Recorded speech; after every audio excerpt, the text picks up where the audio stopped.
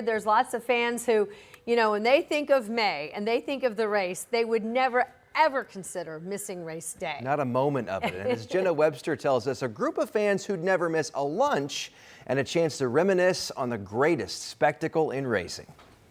Andretti, stop. In Speedway, Charlie Brown's lives and breathes racing. This is going to be fantastic. And if you need a history lesson in auto racing, 82 is hard to beat.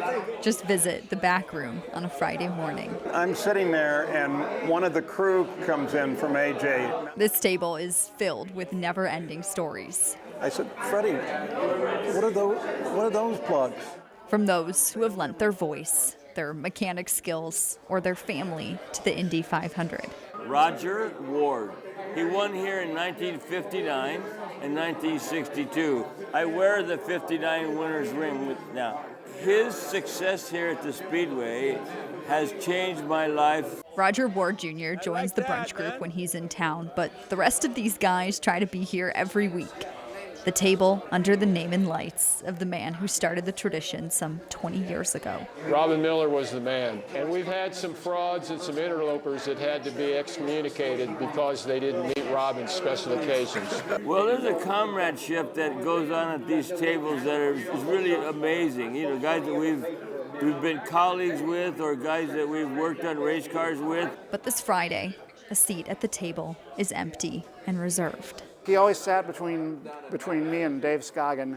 Merle Bettenhausen passed away April 29th, just days before the month of May began. He was one of the original Friday brunchers. This was so Merle could get everyone's attention so he could speak. Merle was a midget car driver, famous for continuing to race after losing his arm in a crash. He never raced in the Indy 500, but his family did. Between his dad, Tony, and brothers Tony and Gary, the Bettenhausens made 46 starts in the 500. And he went back to Gasoline Alley.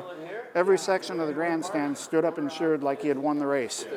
That's my fondest memory of Indy. Todd Bettenhausen is Gary's son and Merle's nephew, meaning, like the rest of the table, he had a front row seat to racing. John Cox's attitude was, win it or wear it. So every Friday, the guys who've been around the track a time or two are here to remember Indy 500s and racing stories of the past. Merle made a promise to Robin when he was sick that he would keep this group going. And to carry on the tradition for those who no longer can. We do, and we will, for Robin and Merle both.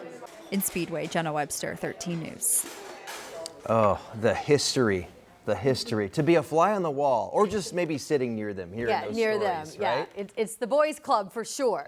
Jenna said that when she was there, she kind of was like half a bun on a stool to be there, but then left and knew that this is the guys' time. She was thankful to be invited there to help tell their story. Yeah, It's which great. is really, really cool. I'm glad they have that community connection that continues to this day.